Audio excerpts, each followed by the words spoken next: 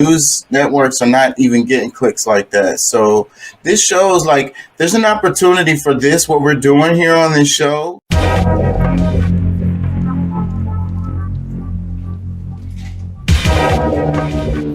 Catholic writing books about Jews, Nazis, and Israel. My mother was born in Ireland, and she had an explanation. She said there was an ancient Irish legend that the Irish are the lost tribe of Israel. My dad shook his head and said, John, it couldn't possibly be true that we're related because the Jews can't drink and the Irish can't cook. I also think it is interesting to mention that he's Irish. That that's but it looks like he's trying to look out for the Jews. But he's also kind of like, okay, he's kind of like an outsider. You know what I'm saying? Like, as far as he's comfortable enough to say some of this stuff, I think that being Irish is part of that. My association is much more mundane. I was a young, ambitious lawyer. I had a great job. I worked for the Attorney General of the United States. And President Carter asked us for volunteers among the Justice Department lawyers to set up a new task force to investigate whether there were any Nazis hiding in America. Now, since I knew absolutely nothing about the subject, I, of course, immediately volunteered. Nazis in America? They was wondering if there were Nazis in America. Why would they think that? Well, I thought it would look good on my resume. I thought I might get a free trip to Germany out of it. Instead, my boss discovered that I had some intelligence training when I was an Army officer, although everyone thinks military intelligence is a contradiction in terms. Nevertheless, that was the qualification that got me the most unusual job in the U.S. government. They raised my security clearances many levels above top secret. My job was to go through all the CIA and NATO intelligence archives for several years to see if I could find any clues to where there might be Nazis hiding in America. Well, I never did get my free trip to Germany. Instead, I got lots of free trips to Suitland, Maryland. Now, Suitland is a nice little town. It's right outside Washington, D.C., and Suitland is where the U.S. government buries its secrets, literally.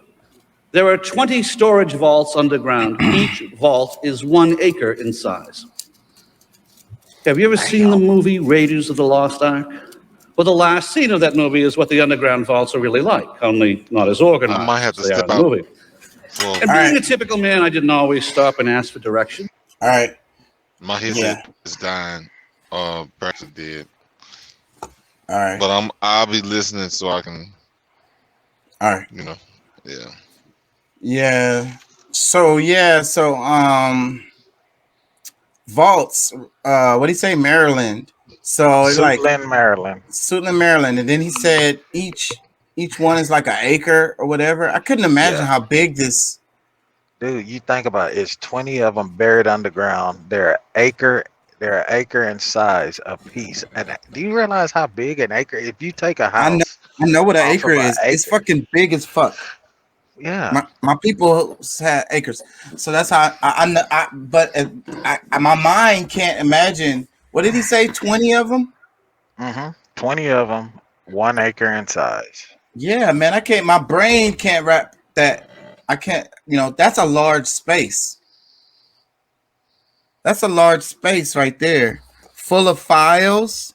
Damn, man, imagine what's in there. Shit, you may go in there and find yourself in that motherfucker.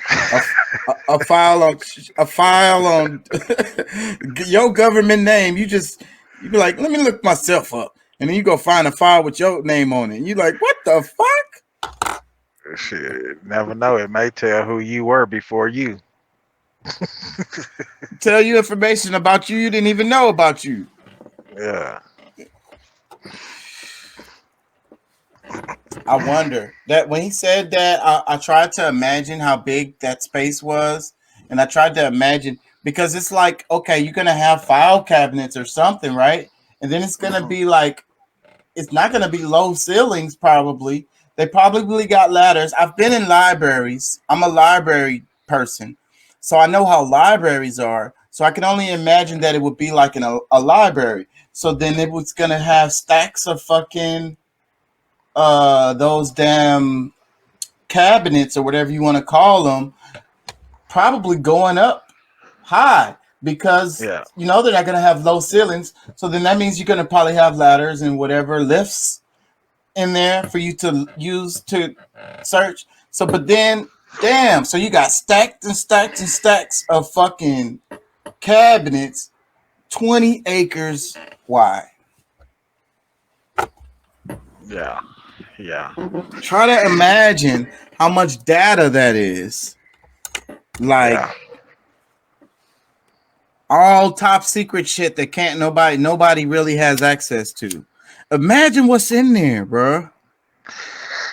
I'd Man, wanna, imagine just trying to get to that motherfucker. How heavily guarded it probably is. yeah, ain't no way in hell you get in there. You die first. The only way you get in there is if you got clearance. Yeah.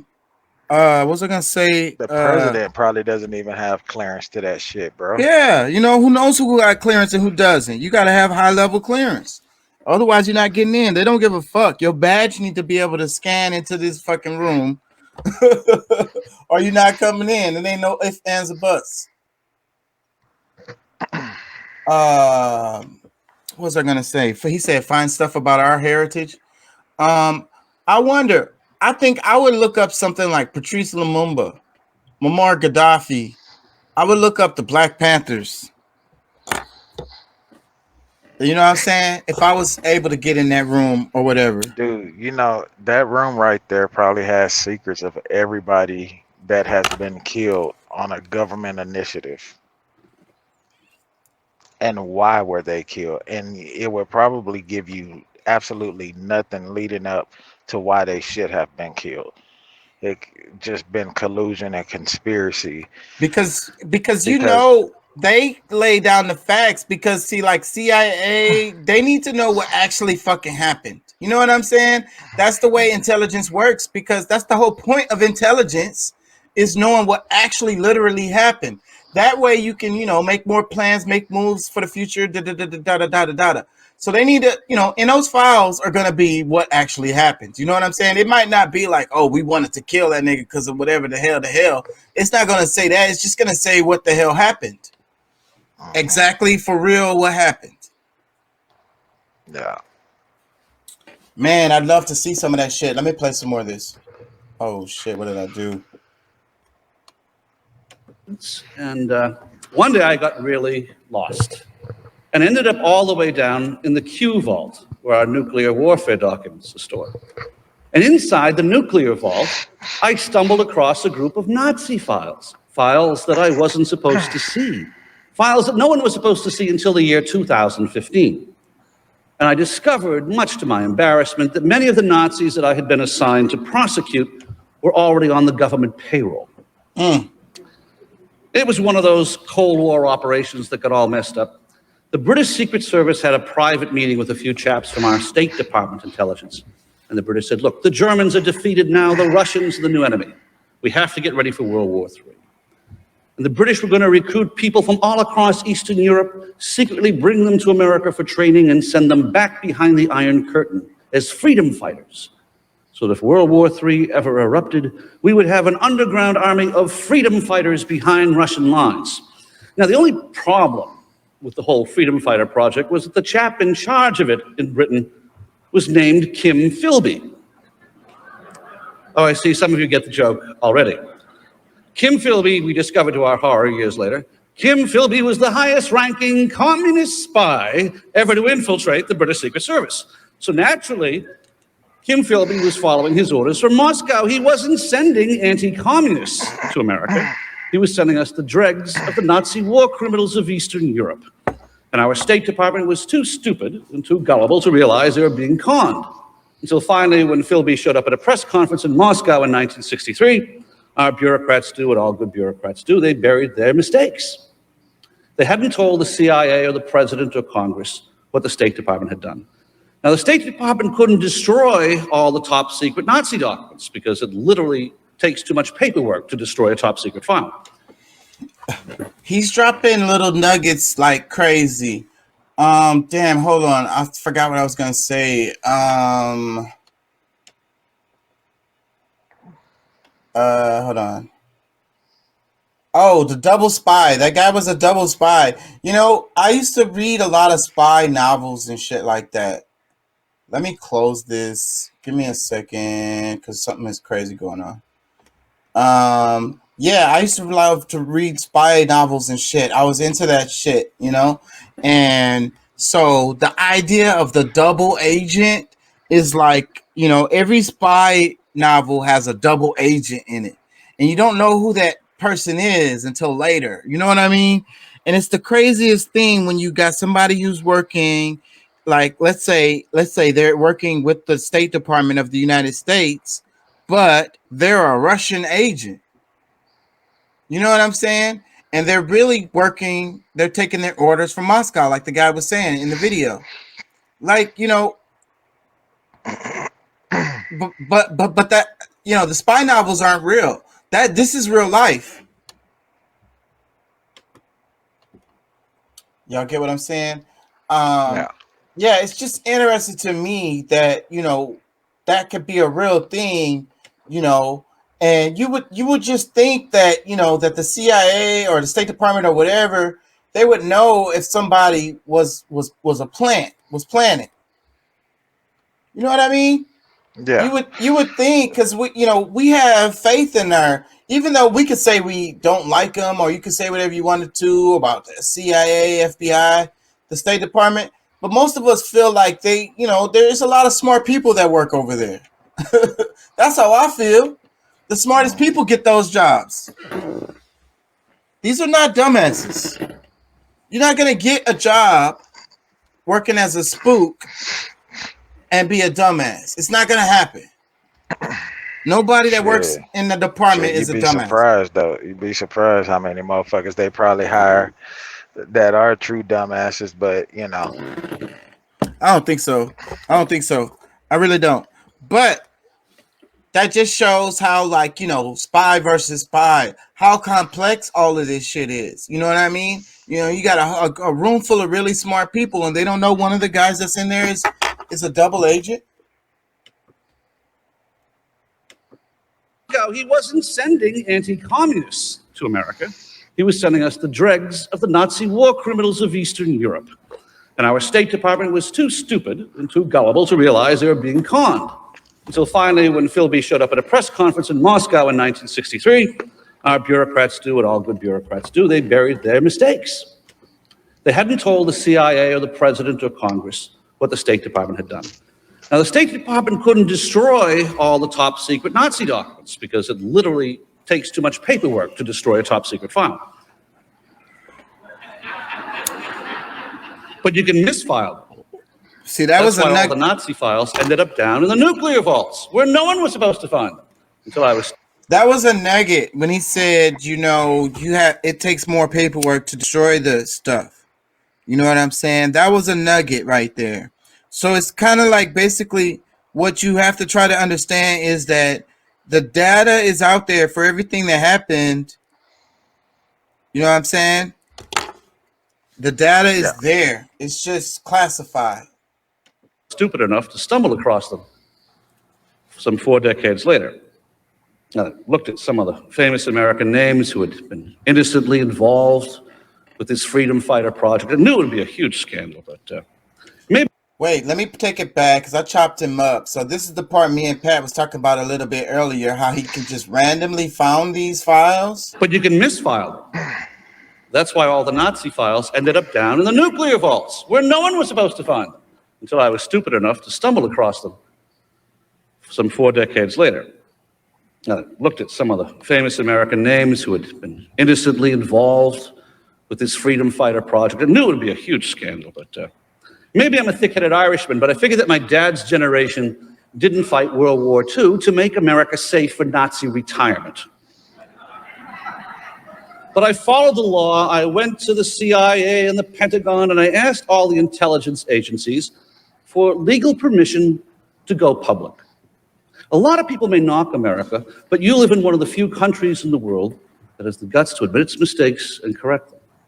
And I was very, very proud of my country the day the CIA called the Justice Department and said that I had permission to speak. Now, what do you do when you have a crazy story like this? Nazis in America. I pick up the phone and I call 60 Minutes. So wait a minute. Let's back that up. I have permission to speak. And before that, he said, you live in a country where they're willing to make up for their mistakes. What did he say? Let me play that again. They're willing to own up to their mistake and fix it. Go ahead. Yeah, you go back. Yeah. Well, since when? Since when do they do that? World War II to make America safe for Nazi retirement. But I followed the law. I went to the CIA and the Pentagon, and I asked all the intelligence agencies for legal permission to go public. Legal permission to go public with some classified information? That's a red flag. A lot of people may knock America, but you live in one of the few countries in the world that has the guts to admit its mistakes and correct them. Really? And I was very, very proud of my country the day the CIA called the Justice Department and said that I had permission to speak. Now, what do you do when you have a crazy story like this? Nazis in America. I pick up the phone and I call 60 Minutes. We had a great time. Mike Wallace gave me 30 minutes on his show. It's the longest segment that 60 Minutes has ever done. And when the episode about Nazis in America went on the air back in 1982, it caused a minor national uproar. Congress demanded hearings. Mike Wallace got the Emmy Award. My family got the death threats. It was a great trade-off. But I figured I'd done my Boy Scout duty. I left Washington and How lightly he said my family got death threats kind of stuck out to me too. And I'm sure he's not lying about that. But his lightheartedness about the subject is kind of strange to me. I went back and joined the largest corporate law firm in Boston. Time to get on with my life. Then a funny thing happened. It seemed as if every retired intelligence agent in NATO started showing up at my law firm. They all had these wonderful stories to tell, because I guess there weren't many lawyers running around who had SI and cosmic security clearances. So the deal is they could talk to me anonymously under the attorney-client privilege, but my legal requirements are every book I write has to be submitted first for censorship to the intelligence community. Every book he writes has to be submitted for censorship through the intelligence community. So this is interesting. So at working in a law firm, these people who have been, these are ex-CIA like types, ex-spooks. They get to come to him and tell him stories of stuff that they wanted to get off their chest that they don't have nowhere else. They legally can't do it, and probably will be killed for it. So, they get to come to him and tell them under anonymity. And then he submits his writings back to the CIA. They take out what they don't want or whatever, or maybe change it up a bit, and then it can be published. Y'all understand? Uh-huh. So I was a safe middleman for many men and women in the intelligence community who wanted to be whistleblowers but do it legally. And they had some amazing stories to tell. One of the stories that I was not allowed to write about in my first book was how the Nazis actually got to America from Europe. And the CIA said, no, you can't ever write about the Vatican. I'm an Irish Catholic. And when they told me I couldn't write about it, it only annoyed me. So as a good lawyer, I found the loophole. We had a young British kid who spoke fluent Serbo-Croatian.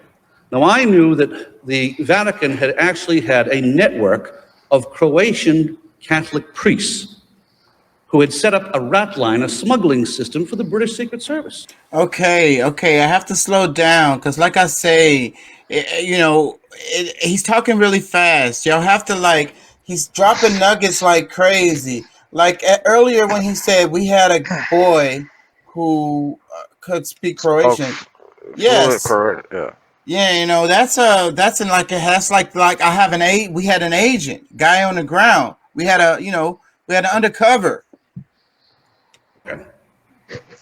I'm an Irish Catholic. And when they told me I couldn't write it only annoyed me. So as a good lawyer, I found the loophole. We had a young British kid who spoke fluent Serbo-Croatian. You saw the pause before he said young British Yeah, kid. yeah, because he couldn't give the actual nationality of this kid because he know this kid could be looked up, or yeah, they could narrow it Now, down. I So knew he that had to say British. the Vatican had actually had a network of Croatian Catholic priests who had set up a rat line, a smuggling system for the British Secret Service. And so the Nazis would go from Germany to Austria. There was a whole network of convents and monasteries that would take them down to Rome, to the port of Genoa, where ships were chartered to sail them to Australia or Latin America or Canada, eventually to the United States. So my young Basically, an underground railroad for Nazis through the Vatican. friend went around with a tape recorder posing as a young Croatian fascist. And these old priests bragged into this tape recorder how the smuggling program had worked. Then I went back to CIA and said, look, they blew the whistle on themselves. You can't stop me now. See what he did? Sent an agent within the Vatican to get the information that he wanted to spill. So it was lots of fun. We got all sorts of documents declassified, and the book became Unholy Trinity. It's about the Vatican, the Nazis, and the Swiss banks. There's still scandals going on.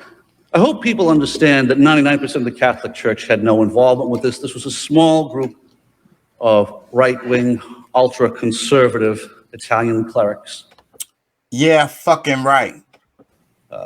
who disgraced the Catholic Church with their attitudes both during and after the war. So the book was very controversial, but it's been published now in, I guess, 12 or 13 languages. And, I think abroad it's published under the title Ratlines. It was made into a film over here. But that was sort of fun. But that's 2 books about Nazis. And, this was kind of interfering with my law practice. And let's face it, Nazi hunting is not exactly a growth industry, is it? I wonder why. But by this time, I'd become very friendly with a lot of men and women in the intelligence community, and they had sponsored me to join their retired spy clubs. And I tried very politely to tell them to go away. I just didn't want to do this stuff anymore. That part right there is another part that stuck out to me because, like that, I don't think he's being honest here. He says that, okay, these ex-spooks inviting him to these places and all of this stuff, and like he don't want to do it anymore. What are you talking about, bro? You done started down this road. Like, I don't know. That part right there, he sounds disingenuous right there. And one day one of them said, John, you don't get it. If you think what we did with the Nazis was bad, let us tell you what we did to the Jews. I heard them out and I read their files. And one day I went home and told my wife I was leaving the practice of law. For the rest of my life, I was going to be the lawyer for these men. I'd take $1 from each of them and help these men and women get their stories told. You see, I believe that 1/3 of the 20th century was classified. It's buried down in those vaults. So as a case study, I asked nearly 500 intelligence agents to tell me every dirty trick we ever pulled on Israel. That would be a nice little book. It ended up to be almost 700 pages. Don't worry, you don't have to read the whole book. We put bulleted paragraphs at the beginning of each chapter that summarizes it. So you can skim the whole book in 10 or 20 minutes. Wait, let me. We did that for the press. Okay, that was another nugget. And it's like, okay, so write the book, put those little bullets. They're just gonna read the bullets, put the good stuff in there. You know what I'm saying? Wait, hold on. I wanted to make a comment and I lost it. What did he say? Fuck. I'm gonna just let it play because I forgot.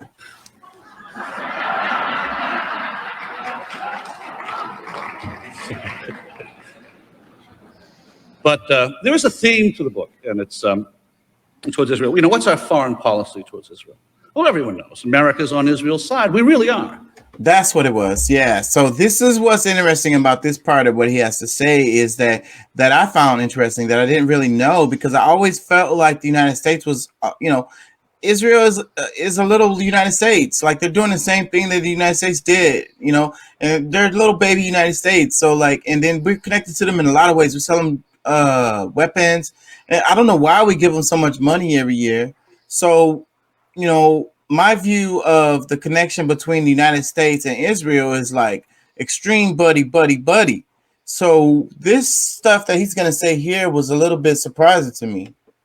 We non-Jews, Republican, Democrat, we consistently keep electing congressmen and senators who support Israel's cause in the Middle East. We send more of our tax dollars to Israel than any other nation on earth. We're not the problem. The problem is that for the better part of the 20th century, our State Department and our intelligence community had a radically different foreign policy. They had said, whatever we might say about liking the Jews in public, it really is in America's long-term national interest to obtain the cheap and consistent supply of oil. It's not about conspiracy. It's not about bigotry. It's about oil. It's about greed. If Moses had turned right and settled in Kuwait, we probably would have made Israel the 51st state, but they had no oil. They had no oil, and part of the price that the Arab nations wanted us to pay was to give them intelligence assistance in their wars with Israel. Man, there's so many nuggets up in there, but like my brain is going at 1,000,000 miles a minute. I can't really even think straight because he's dropping so much shit. And it's like, okay, so like he said, the State Department didn't okay, so like our national government, you know, our national image or national pivot on Israel stands here, but then our CIA, our infrastructure has a totally different view on Israel. You know what I'm saying? And that's what I was saying earlier is, the president changes over and over. These people be the same, over years and years and years. So who you think's agenda is more likely to be successful over time? The presidents or some guy who's the boss of the CIA? And sad to say, American intelligence agreed. The bottom line was harsh. In every war that Israel fought, American intelligence fought on the Arab side.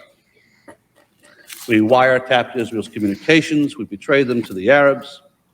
Probably the worst thing we ever did to Israel was the time we did nothing. And that happened in 1973. US code breakers had deciphered a Russian telegram from their embassy in Lebanon, and that telegram revealed to us the exact hours, dates, time, and place of an upcoming Arab sneak attack against Israel. The implication was clear. Israel was about to be crushed under a wave of Arab military. A decision was made in the Nixon White House not to tell the Jews. You see, Henry Kissinger, although he was Jewish himself, was very angry at Israel at the time. Kissinger had been trying to put together a comprehensive Middle East peace solution, keep the Arabs happy so the oil would flow. And the stiff-necked Israelis were whining about picky little details like security.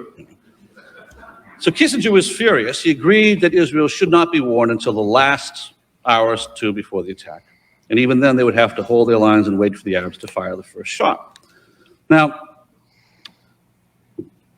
the decision to hold information back caused an enormous amount of Israeli casualties.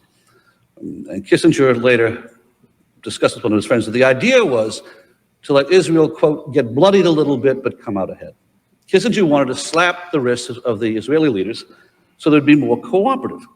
Now, in addition, Kissinger went to the Secretary of Defense and he asked him to stall off sending any American supplies to Israel for the first 7 days of the Yom Kippur War. Why 7 days? Israel only had a 7-day battle stock of ammunition.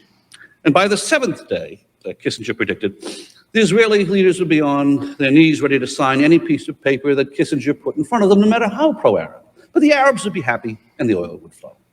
Now, Kissinger wasn't a bigot. He wasn't even a particularly evil man. He was just a military incompetent.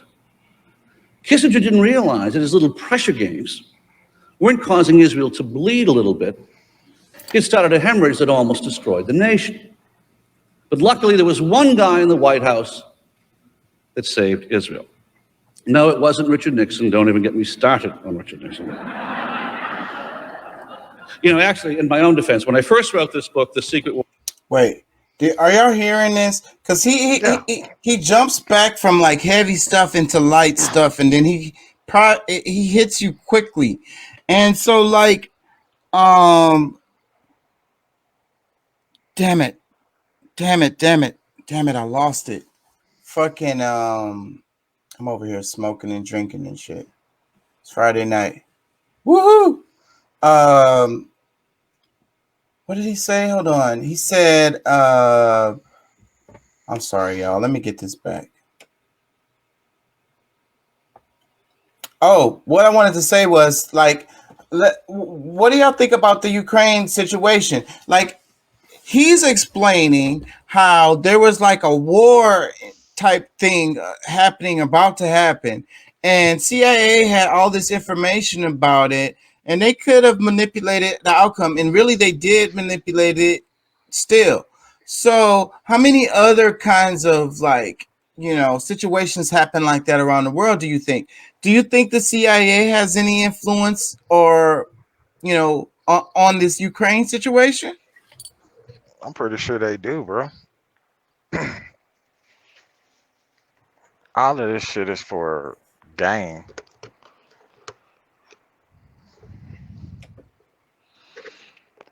And look at how Biden played around with Zelensky. You know, if you get over, what was it? Get rid of such and such and such, we'll give you the $1 billion. Remember that shit? Yeah. Yeah, so I'm just saying, like, listening to this guy talk, like I say, my brain goes fucking like because he's dropping nuggets like crazy, and it's like I think about the behind the scenes, because we on the news, of course, we know the narrative is what it is, and of course, it's gonna only be a little fraction of what's actually happening, but this guy is giving us a little window into this particular situation. But that makes me think about all the other situations that probably played out similarly. He said they had information of an attack that was going to happen, and they didn't share that information, and it caused a whole bunch of casualties. Yeah. So, like, how much, if you having information like that can help you manipulate a situation and how an outcome comes out. And you saw how he was talking about how they was using it as leverage, the information. You know what I'm saying? And talking about, I want to make them suffer a little bit so they can be some more submissive. Like, I guess they was trying to be too big in their pants. You know what they say? You too big for your britches. But these are actual people dying. This is not like, somebody getting a whooping or getting spanked. No, this is warfare, and people are dying. Old people, young people, children, babies. So, but they don't look, it's like the way they look at things is they don't give a fuck. Doc, Pat says, just think of the top spy just happened to become president. Yeah, exactly. And he's gonna see, he skims over this shit, the connections of who is who, but he's gonna talk about that. Let this play some more. He's gonna talk about the connections with the names a bit, but like the implication of the CIA, like what Pat's saying, becoming freaking president. Were released from the National Archives. My favorite Nixon tape is where he turns to a friend of his in the Oval Office and said, if I were to drop an atomic bomb on Tel Aviv, there would still be American Jews stupid enough to vote for. Yeah, what are we going to for them to put the tow missile? No, I'm saying I think you skipped ahead some on it. Oh, I did on purpose, but I wanted to hear them talk. When he talks about those missiles, that's really important, because that's the kind of shit that be happening that don't nobody really, and then the news tell you something different. So I wanted to get that. He was talking about Nixon, and I didn't really want to get that. Okay. Yeah. Okay. Because he wasn't saying nothing on that part. Alexander Okay, yeah, Haig. that's cool. On the morning of the first day of the Yom Kippur War, General Haig called his Israeli counterpart and warned him of what Kissinger was up to. No supplies for 7 days. It was a catastrophe. And then General Haig told the Israelis a secret. The US Army had just perfected a new top secret weapon called the TOW missile. Now, the TOW missile is a dandy little toy. It's like a Nintendo game. You have these electronic binoculars attached to a cable in the back of the missile. And as the missile flies downrange, it unwinds almost 2 miles of cable behind it. So as you follow an enemy tank with your binoculars up and down hill and around a tree, you're actually steering the missile up and down hill and around a tree. And a 13-year-old kid can trace runaway enemy tanks at full speed and kill them 97 times out of 100. To this day, the TOW missile is one of the deadliest anti-tank systems on the planet. Have you ever even heard of that? No. And then he said 97 out of 100. That means that's like accurate as fuck. So, how much of this is being used? I saw some clips from Ukraine where some inside of Ukraine where a bunch of tanks was all fucked up. I wonder. Al Haig said he'd give the TOW missile to Israel behind Kissinger's back. On the evening of the first day of the Yom Kippur War, an unmarked plane flew 41 Israeli army commanders to a secret base inside Fort Benning, Georgia. I know about this part of the story firsthand because I was there. You see, I was the young army officer who trained the Israelis in the TOW missile system. We rushed the Israelis through a crash course at Fort Benning. Wait, pause. You trained them? Let's play that again. Day of the Yom Kippur War, an unmarked plane flew 41 Israeli army commanders to a secret base inside Fort Benning, Georgia. Israeli army commanders. I know about this part of the story firsthand because I was there. You see, I was the young army officer who trained the Israelis in the You trained the Israelis TOW missile system. in the TOW missile system? We rushed the Israelis through a crash course at Fort Benning, and then we stripped every TOW missile we had from the eastern seaboard of the U.S., and we flew them to Israel at night. As Oliver North later discovered, you can pack a lot of TOW missiles into 1 or 2 aircraft. And at first, we thought the Israelis had screwed up. We wanted them to put the TOW missiles at a defensive barrier around the major Israeli cities to save as many lives as possible. And instead, those crazy Jews took all of the TOW missiles and dumped them at 2 spots out in the desert. Pause. Crazy Jews. Are we talking about Israelis? Are we talking about Jews? And they were right. Israeli intelligence knew that the entire Egyptian tank army was about to I understand, but just ask yourself that question. come roaring up the Sinai for the final assault on Israel. But all of those hundreds and hundreds of Egyptian tanks and armored personnel carriers would have to go through either the Mitla or the Gitla Pass.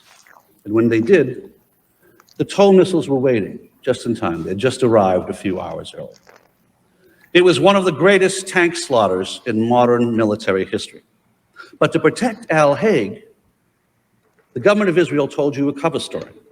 They told you that the Israeli Air Force had blown up all those hundreds of Egyptian tanks. That's good shooting. So good, in fact, the American Air Force got jealous. The US government actually sent a team of American officers to Israel to walk the battlefield. But there was a problem. They couldn't find any holes on the tops of the Egyptian tanks. They hadn't been hit from the sky at all. They'd been blown up from the side. That was the first combat deployment of the TOW missile. What's up, Doc? What's up, Doc? Had you ever heard any of that before? This is all new to me. The stuff about the TOW missile, the stuff about like basically the CIA having a problem with Israel or whatever. And then our main government, our executive government being cool with Israel, but then the State Department or, the CIA folks not. And then I think Trump showed, because the CIA motherfuckers, they didn't like Trump, huh? They tried to smash his ass, right? I think that was the first time I noticed that there's a divide between like our main executive government and our the CIA or whatever. Because with Trump, it seemed like they were attacking him like crazy. It was a bunch of weird shit that was going on though, because that guy, remember the guy who went in front of the Senate talking about Hillary Clinton or whatever, and then later on they were saying that that's what caused Hillary Clinton to lose and shit, because he came out talking about all this stuff right before the election and shit, and they were all mad at him and shit. I can't remember his name right now, but he was like the CIA boss. He was a boss over there. He was a boss of the spooks. He was a spook boss. So, but still, as when Trump got in there, though, when he started doing this, that, and the other, you could see how it was internal pressures pushing against stuff that he was doing. And I think that was coming from them, the CIA people and shit. They wasn't feeling what the stuff that Trump was doing. Anybody here? Anybody feeling me, hearing me, or whatever? Somebody make a comment. Help me. Pat says they know everything that is going on in Ukraine. I'm sure they do. I'm sure they do. And not only do they know what's going on, but because if data information, just like this guy is showing, how you can manipulate the situation, not having that data. Because if you have information that they don't have, you can help them or hurt them, whichever side. So then that's also a way to manipulate the situation to go in a direction that you want it to go in. That's the point of me playing this video. So this guy is a spook. And then it's like, this is approved information, but it's still top secret, if you will. He's allowed to say this stuff. Doc says 45 wanted to get out of other people's countries bullshit and make money for America. That's why they CIA, NWA didn't like him. Yeah. And a lot of the stuff, because see, look, this is the thing about this, I'll be talking about the private corporations all the time. So what are the interests of the CIA? You know what I'm saying? What are the interests of the CIA? So, and then we talked about the banana wars last week. CIA was all up in that. And then you had the military, US military, all up in that. So it's like private corporations' interests, the CIA. I'm making a fucking theory. This is me, conspiracy theory. I think the CIA is like an arm of certain private interests. And these private interests have zero or very little to do with the interests of, like, let's say, the American people. You know what I'm saying? The United States, even the government. Like, it don't have whatever their agendas are is not to benefit the American people or the United States government or anything like that. Y'all get what I'm saying? Yeah, I follow you. Yeah. I was thinking the same thing when I heard him talking about this shit when he dropped that Jew about Israel. Yeah, what are you saying? Go ahead.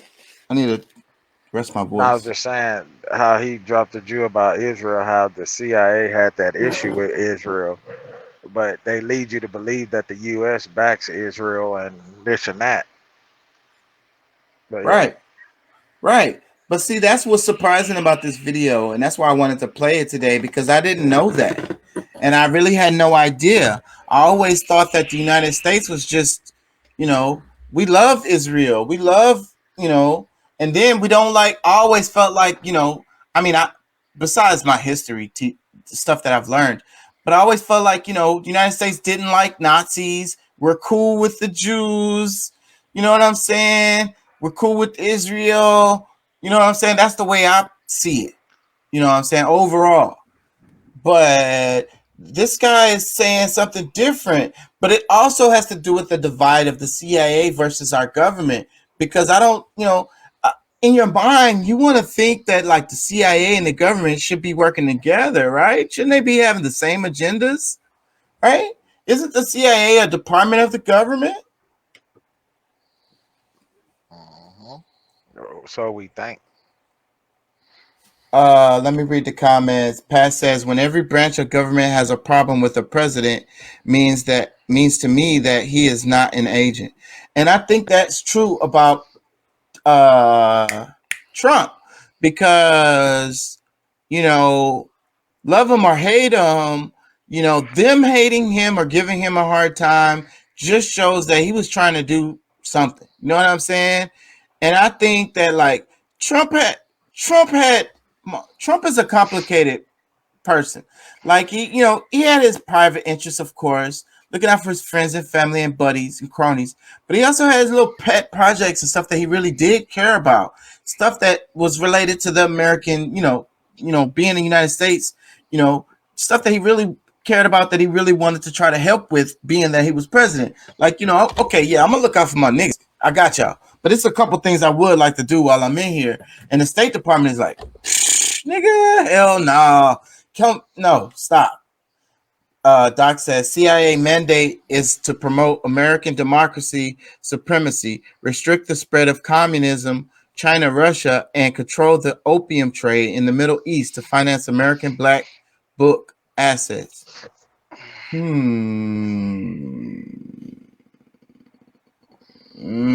I have to think about that a bit, because that comment is saying that the CIA and the United States government is on the same boat with everything. And what this guy is saying, this clearly they aren't. And also, I think Trump was an example that they aren't. Not on all topics, not on all subjects. I think in some areas they divert.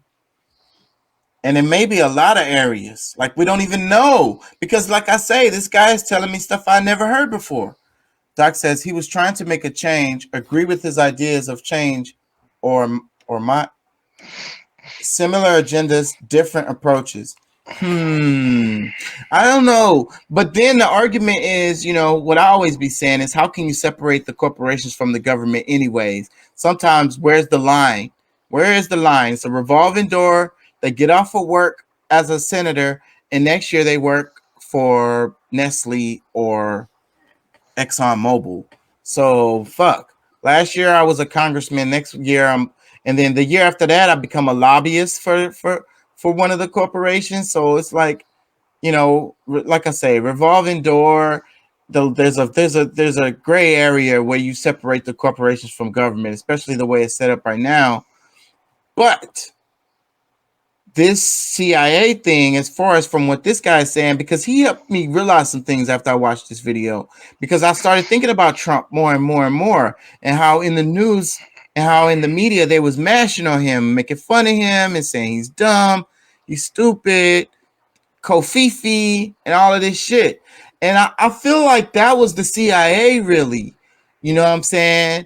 I feel like that was, you know what I'm saying? The United States within itself attacking itself, because the interest of Trump was not in aligning with their interests, trying to export, because we was just played the Bernie Sanders clips earlier with the companies moving, they're making microchips and they're exporting the production outside of the United States and making all of this fucking money and all of this bullshit. Trump was like, fuck that. Trump was like, no, hell no. Y'all need to pay these people here. Stop fucking do it. That's bullshit. That was one of the things he was saying. So I think that, being that what my conspiracy theory I was saying earlier, where the CIA is looking out for the corporations more, the corporations make more money by sending the manufacturing overseas. So the CIA is looking out for that. Trump is like, nah, bring back the manufacturing over here. CIA says, Trump, you're stupid. Make all the media about him being a dumbass. Doc says, remember, CIA technically has absolutely no jurisdiction or ability to work independently within borders of the U.S. I'm sure that's true. But I'm also sure that the CIA don't give a damn about what's legal and what's not. They're working with fucking secret, top secret, fucking spy, double spy shit. Ain't no law in this. Pat says, at some point, the U.S. didn't like Nazis, but in recent years, they have made alliances with terrorists. I don't think it's recent years, Pat. And that's what this guy is talking about. He's talking about some shit that happened way back in World War II. That's a pretty good number of years ago. Doc says, I think the CIA has become an extension of the NWO and less an American thing. Okay, the New World Order. Yes. Okay, Doc. So now we're speaking the same language, because I think you're right. Because, like I say, Endgame is in play right now. The pinch is in play right now. You know what I'm saying? So, New World Order, CIA, that sounds like them two would go together. Let me play some more. And I tell that story to illustrate that sometimes American Jews don't know who your friends are and who your enemies are. One of the old spies said that Henry Kissinger should be compelled to change his religious affiliation from Jewish to self-promotion. That may be a bit unfair to poor Henry, who was, after all, only following a consistent American diplomatic policy of siding with the Arabs.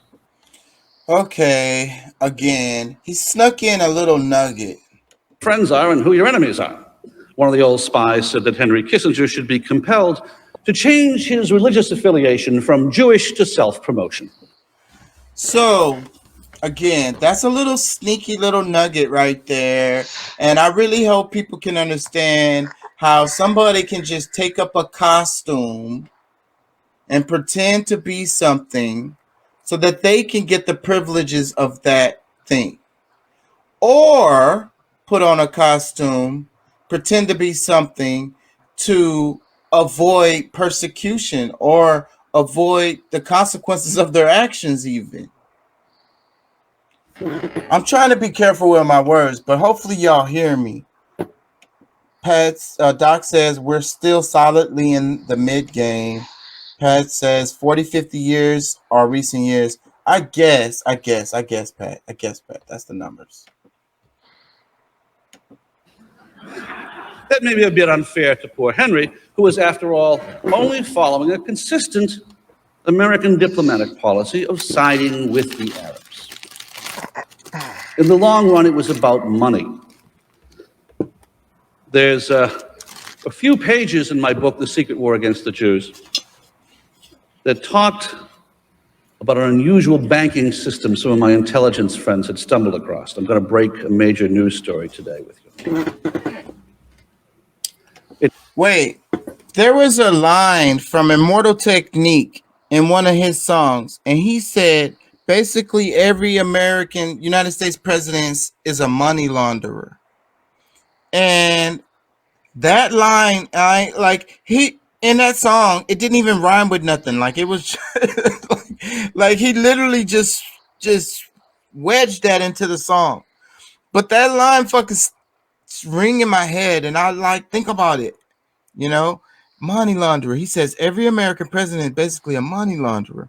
What the fuck is Immortal Technique talking about? I'm like thinking about this shit, thinking about it. So that shit took me down some rabbit holes, but he's finna explain some of that right here. So like the name of this book that he's talking about is the book he wrote, Unholy Trinity, the Vatican, the Nazis, and the Swiss banks. So it's the banks is a big part of this whole thing. Look up something to back check, kind of like cross-reference. I should put the. You say you looked that shit up. That's the name of your show. Yeah, that's right. What really drew me in. It seems that during World War II, the leading Nazi industrialists secretly owned a bank in New York City. That bank was dissolved in